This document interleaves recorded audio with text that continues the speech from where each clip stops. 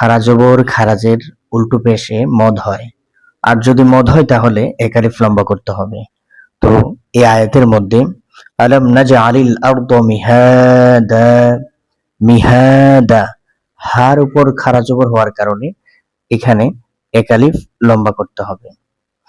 আলাম নাজআলিল আরদ মিহাদা, এই যে হার উপরে খারা জবর এসেছে, এই জন্য মিহাদাকে হাকে এক আলিফ লম্বা করে টানতে হবে। আর দাল এটাকেও এক আলিফ টানতে হবে, কারণ হলো যে এখানে যদি একটি নিয়ম আছে আরবিতে, যদি দুই জবরের উপরে ওয়াকফ করা হয়, থামা হয়, যদি আয়াতের শেষের হরফের মধ্যে দুই জবর থাকে এবং দুই জবরের উপর কেউ যদি ওয়াকফ করে তথা থামে, তাহলে ওইখানে এক জবর ফেলে দিয়ে এবং এক আলিফ টেনে পড়তে হবে। এক জবর বাকি রেখে এক জবর ফেলে দিয়ে এবং এক আলিফ টেনে পড়তে হবে। মিহাদা, আলাম নাজআলিল আরদ মিহাদা ওয়াল জিবালা আওতাদা, ওয়াল জিবালা এই আয়াতের মধ্যে ওয়াল জিবা, এই যে বা এটা লম্বা হবে, জিবালা কি জন্য লম্বা হবে? আমরা গত ক্লাসে পড়েছিলাম যে মদের হরফ হলো তিনটি। আলিফ খালি তার ডানে যদি জবর থাকে, ওয়াও খালি তার ডানে যদি পেশ থাকে, এবং ইয়া খালি এবং তার ডানে যদি জেড থাকে, তাহলে তাকে মদের হরফ বলা হয়। আর মদের হরফ এই তিনটি, ওয়াও আলিফ ইয়া। জিবালা এই শব্দটির মধ্যে জিবালা আলিফ, আমরা আলিফ দেখতেছি খালি এবং আলিফের পূর্বাক্ষর বা, এই বার মধ্যে দেখতেছি জবর। তো আলিফ খালি তার ডান হরফের মধ্যে জবর, সুতরাং মদের হরফ এসেছে, এজন্য এখানে এক আলিফ লম্বা করে পড়তে হবে।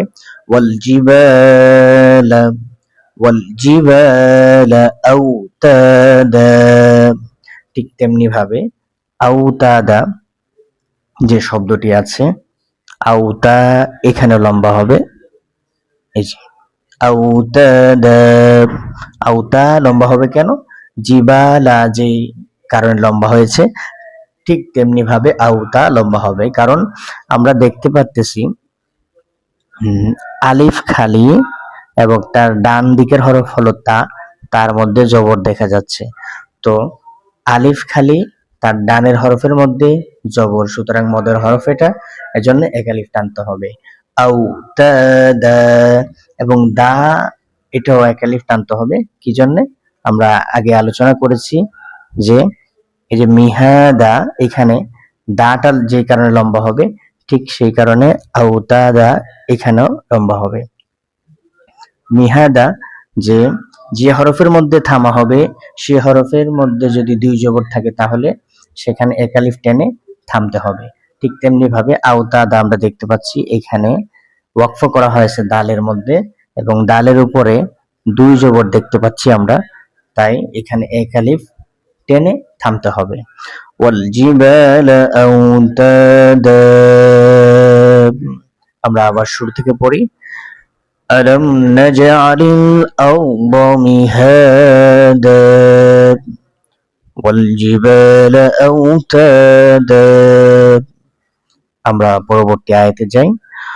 ওয়া খলাকনাকুম আজওয়াজা, ওয়া খলাকনাকুম এই আয়াতের মধ্যে না কি জন্য লম্বা হয়েছে? আমরা দেখতে পাচ্ছি নুনের উপরে খারা জবর রয়েছে, আর খারা জবর খারাজের উল্টা পেশে কি হয়? মদ হয়।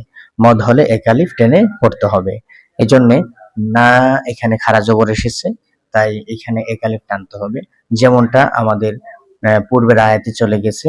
যেমন মিহাদা আমরা যে কারণে লম্বা করেছি, এই যে মিহাদাকে আমরা লম্বা করেছি কি জন্য? তার উপর খারা জবর দেখা যাচ্ছে। ঠিক তেমনি ভাবে না ওয়া খলাকনাকুম, এখানেও আমাদের লম্বা করতে হবে এক আলিফ। কেন? এই যে নুনের উপরে খারা জবর দেখতে পাচ্ছি, তো খারা জবর খারাজের উল্টা পেশ আমরা যে কোনো হরফের মধ্যে যদি দেখতে পাই তাহলে এক আলিফ টেনে পড়তে হবে। وخلقناكم أزواجا আজওয়াজা এখানে আমরা দেখি আজওয়া এই যে ওয়াওটা একালিফ লম্বা হবে, ঠিক তেমনি ভাবে যা একালিফ লম্বা হবে। তো ওয়া লম্বা হওয়ার কারণ কি? ওয়া আজওয়া একালিফ লম্বা হওয়ার কারণ হলো আমরা দেখতে পারতেছি যে এখানে আলিফ আছে, খালি আলিফ, এবং তার ডানের হরফের মধ্যে জবর আছে। তো আলিফ যদি খালি থাকে, তার ডানের হরফের মধ্যে যদি জবর থাকে, তাহলে আলিফ খালি তার ডানে জবর হলো, আর আলিফ খালি তার ডানে যদি জবর হয় তাহলে সেটা মদের হরফ হবে। আর মদের হরফ হলে আমরা সবাই জানি এক আলিফ টেনে পড়তে হবে। ও খলাকুনাকুম আজওয়াজা, এখন যা কি জন্য লম্বা হবে? আমরা আরো দুইবার আগে পড়েছি যে যা যে হরফের মধ্যে থামা হবে, ওয়াকফ হবে, ওই হরফটি যদি ওই হরফের মধ্যে যদি দুই জবর থাকে, ওই হরফের মধ্যে যদি দুই জবর থাকে, তাহলে ওই দুই জবরের মধ্য থেকে এক জবর ফেলে দিয়ে আরেক জবর বাকি রেখে এক আলিফ টেনে পড়তে হবে। ওয়া খলাকুনাকুম আজওয়াজা। আমরা পরবর্তী আয়াত দেখি। ওয়াজআলনা নাওমাকুম সুবাতা। ওয়াজআলনা এখানে লম্বা হবে, এক আলিফ লম্বা হবে। এই যে ওয়াজআলনা নাওমাকুম সুবাতা, এখানে এক আলিফ লম্বা হবে, তারপর আবার তা এক আলিফ লম্বা হবে। এখন এই তিনটি জায়গায় কি জন্য লম্বা হবে এটা আমরা সবাই জানি। না লম্বা হবে কারণ আমরা দেখতে পারতেছি যে এখানে আলিফ খালি এবং তার আগের হরফের মধ্যে জবর। তো আলিফ খালি তার ডানে জবর, মদের হরফ এসেছে, এই জন্য এক আলিফ লম্বা হবে। নাউমাকুম সুবাতা, সুবাতা লম্বা হবে কেন?